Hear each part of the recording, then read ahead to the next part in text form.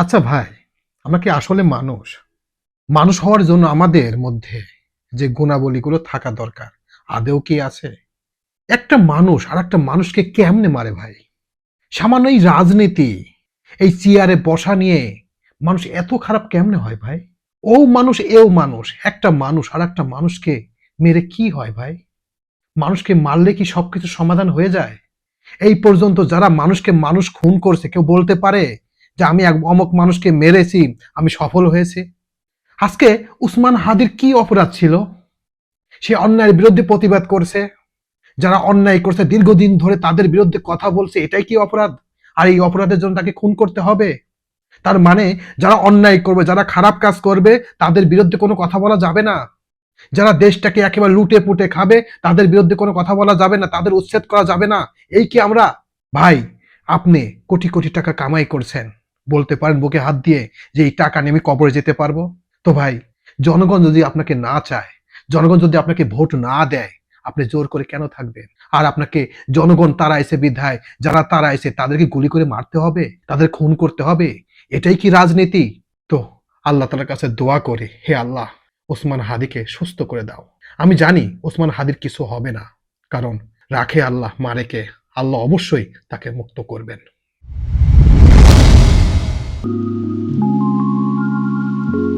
আসসালামু আলাইকুম। জুলাই বিপ্লবের যে কয়জন উপসারির সৈনিক ছিল, তাদের মধ্যে একজন ওসমান হাদি। তার প্রত্যেকটা কথা আমার খুব ভালো লাগে। আমি দেখেছি যতগুলো টক শোতে তিনি যান, প্রত্যেকটা জায়গায় একেবারে ইতিবাচক কথা বলেন। তো এই ব্যক্তির যে শত্রু হয়েছে, এটা আমি কল্পনাও করতে পারি নাই। কারণ এই ব্যক্তি তো শত্রু হওয়ার কথা না। কারণ তার প্রত্যেকটা কথা, বাচন ভঙ্গি একেবারে ফাইন। তো এই ব্যক্তির শত্রু কারা? সে নির্বাচন করছে যেখানে তার যার প্রতিপক্ষ যারা, তারা শত্রু? না ওই স্বৈরা শাসক হাসিনা, ওই দেশের থেকে কলকাঠি নাড়ছে টাকা দিয়ে সন্ত্রাসী ভাড়া করে, তারা শত্রু? কোনটা শত্রু আমি জানি না। তবে এই যে ওসমান হাদিকে গুলি করেছে, তাকে ঢাকা মেডিকেল কলেজে যখন ভর্তি করেছে, সেখানে বিএনপির লোক গেছে, ওখানকার কিছু উৎসুক লোক, বিশেষ করে এনসিপি, জামাত ইসলামের লোক মির্জা আব্বাসকে একেবারে টোপের মুখে এক কথা অপমানি লাঞ্ছিত করে তার কাছে বের করে দিয়েছে। তো যারা এই কাজগুলো করছে, তারা কি শিওর যে এগুলো বিএনপি করছে? তারা কি দেখছে যে বিএনপির লোক করেছে এটা? এখনো বিচার হলো না, সন্ত্রাসী ধরা পড়লো না, আপনারা অ্যাডভান্সে এসব করেন কেন? আপনাদের মাথায় কি বুদ্ধি নাই? যে ভাবছেন যে মনে হয় এটা করলেই মনে বড় মানুষ হয়ে যাবো না, তাই ভাবেন? আমার মনে হয় কি আপনাদের আসলে মনে বুদ্ধি নাই। আপনারা মনে করেন যে মনে প্রতিবাদ করলে সবকিছু সমাধান হয়ে যায়। আসলে আপনাদের মেধা কোন দিকে আমি নিজেও জানি না। আপনারা ভাবেন যে একজনকে ব্লেম করলেই মনে হয় সেই দোষী। কিন্তু এটা করার জন্য তো প্রশাসন আছে। এটা করার জন্য বাংলাদেশ সরকার আছে। তারা জাস্টিফাই করবে, সবকিছু খতিয়ে দেখবে যে আসলে এই ক্লেমটা বা এই জিনিসটা ঘটাইছে কে, কার মাধ্যমে হয়েছে। তারপরে আপনি বিচার করবেন। যদি বিএনপি দোষী হয়, তখন বিএনপির বিরুদ্ধে কথা বলবেন। বিএনপি ওখানে দেখতে গেছে, সহানুভূতি জানাইতে গেছে, আর আপনারা এরকম খারাপ বাজে ভাবে এসব বিহেভ করেন। এই শিক্ষা কোত্থেকে পাইছেন আপনারা? যতই আপনি ঢাকা বিশ্ববিদ্যালয়ে পড়েন আর যতই আপনি আরো উপর লেভেলে পড়েন, মেয়াই শিক্ষিত, মূর্খর চেয়েও খারাপ আমি মনে করি। কারণ ওসমান হাদির কিছু হবে না। কারণ যদি হইতো, তাহলে ওখানে হয়ে যেত। আল্লাহ, একটা কথা আছে না, রাখে আল্লাহ, মারে কে? উসমান হাদি সহ জুলাই যোদ্ধারা যে কয়জন উপসারীর লোক ছিল, প্রত্যেকটা ব্যক্তির মধ্যে আমি মনে করি ব্যক্তিগতভাবে সে একজন গ্রেট পারসন ছিল। তার তো শত্রু হওয়ার কথা না। আমার পার্সোনাল অভিমত, এখানে আওয়ামী লীগ জড়িত। আমি শিওর না, আমার মনের ভিতরে বলে। কেন শুনবেন? আওয়ামী লীগের যারা ওই সময় হাজার হাজার কোটি কোটি টাকা কামাই করছে, এরকম ওসমান হাদিরাই তো আওয়ামী লীগকে বিতাড়িত করেছে। এরকম যতগুলো ওসমান হাদি আছে, এক কথা এনসিপির শীর্ষ নেতারা আছে, বৈষম্য বিরোধী ছাত্র আন্দোলনের শীর্ষ নেতারা আছে, ওসমান হাদির মতো এরকম অনেক অনেক আছে। তাদের টার্গেট যে এদের কারণে আমাদের 17 বছরের সিংহাসন ধ্বংস হয়ে গেছে, এদেরকে যে কোনো মূল্যে ধ্বংস করতে হবে। এটা একটা পরিকল্পনা থাকতে পারে। তো এটা বাংলাদেশের প্রশাসন, পুলিশ প্রশাসন, তারা অবশ্যই জাস্টিফাই করে এটার তথ্য-উপাত্ত বের করবে। তো আমার প্রশ্ন, মানুষকে মেরে আপনি কি ভালো থাকতে পারবেন? আপনিও মরবেন। পৃথিবীতে বলেন তো দেখি, একটা মানুষকে ক্ষতি করে আরেকটা মানুষ সফল হয়েছে, একটা লোক আমার দেখায় দেন তো দেখি। কেউ হইতে পারে নাই। সে আজ কাল পরশু তার তার চেয়ে বড় ভয়ঙ্কর বিপদ আসবে। তো ভাই, আপনি রাজনীতি করেন, সেও করে। জনগণ যাকে পছন্দ করবে তাকে ভোট দিবে। তো আপনি ২০০৯ সালে ক্ষমতায় আসছেন। ২০২৪ সাল পর্যন্ত জনগণ তো আপনাকে চায় নাই। আমি ব্যক্তি ২০০৯ সালে ভোটার হয়েছে, আমি একটা পর্যন্ত ভোট দিতে পারি নাই। আমার ক্ষোভ থাকতে পারে না? এরকম বাংলাদেশের ১৮ কোটি মানুষের ক্ষোভ সৃষ্টি হয়েছিল আওয়ামী লীগের প্রতি। তারা বলে কি জনগণ বলে তাদেরকে ক্ষমতায় বসাইছে। কোন জনগণ বসাইছে? কারা ভোট দিয়েছে আপনাদের? আমি তো ভোট দিই নাই। আমার ভোট আমি এই পর্যন্ত ভোট কেন্দ্র আমি চিনিই না। ভোট কেন্দ্রের পরিবেশ কিরকম, ওখানে কিভাবে ভোট দেয়, কি রকম ব্যালট বক্স আমি নিজেও দেখিনি এই পর্যন্ত। এজন্য দায়ী কে? আমি? না হাসিনা দায়ী? আর আজকে হাসিনার বিরুদ্ধে ওই ওসমান হাদির মতো ছেলেরা, তরুণরা প্রতিবাদ করছে বলে আর ওসমান হাদিকে গুলি করে মেরে দিতে হবে? আপনি মারছেন, আপনি মরবেন না? আপনাকে মরতে হবে এইভাবেই। যে যেটা করবে তার সেইটাই হবে।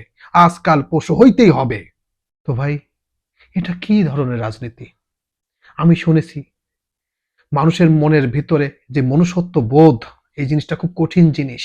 ভাই, যারা মারছেন, আপনি মরবেন না? আপনার বাবা মা নাই?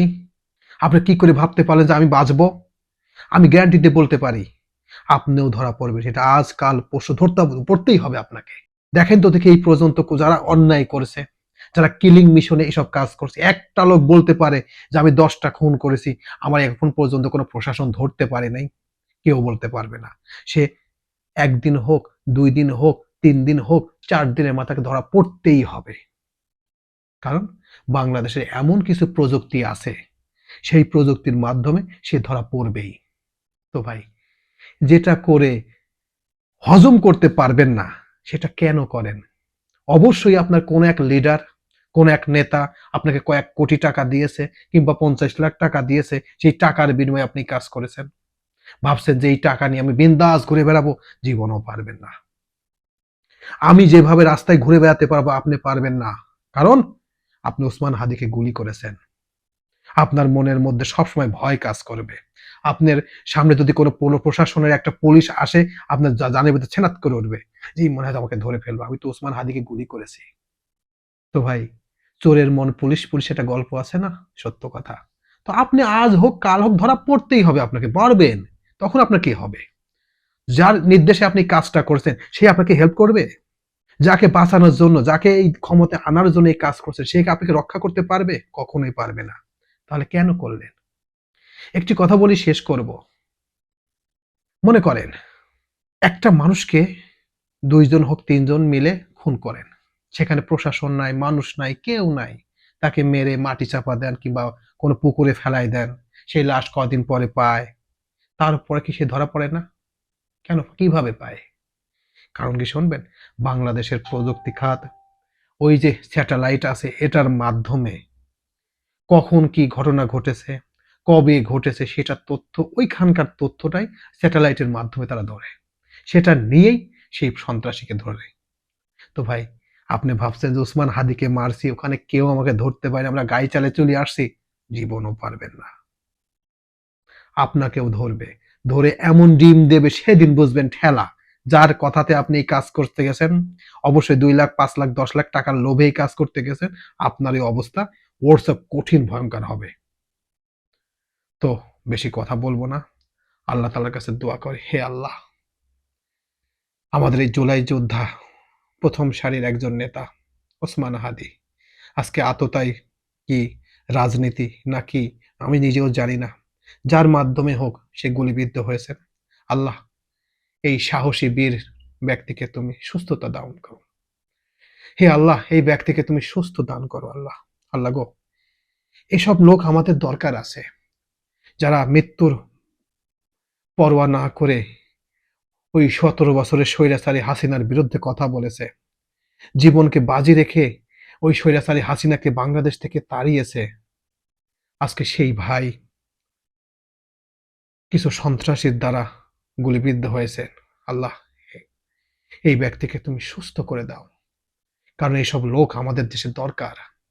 আবার যদি নতুন করে কোনো ফ্যাসিবাদ সৃষ্টি হয়, এইসব লোক আবারও মৃত্যুর পরোয়া না করে তারা সামনের দিকে আগাবে। কারণ বাংলাদেশের ১৮ কোটি মানুষ তো সবাই আগায় না। এরকম কিছু হাদি, এরকম কিছু আবু সাইদ, এরকম কিছু মুগ্ধ, তারাই দাঁড়ায়।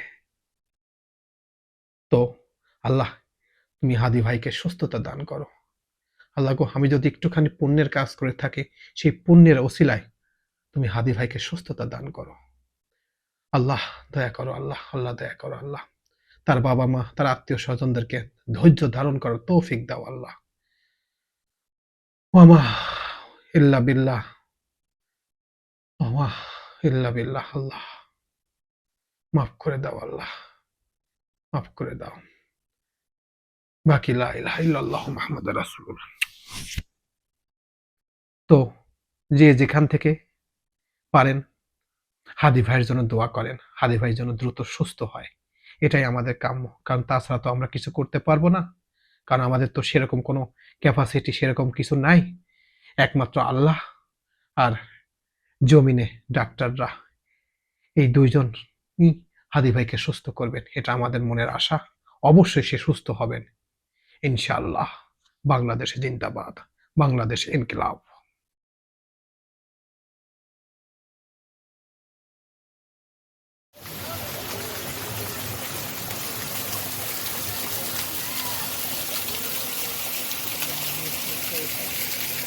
হুম?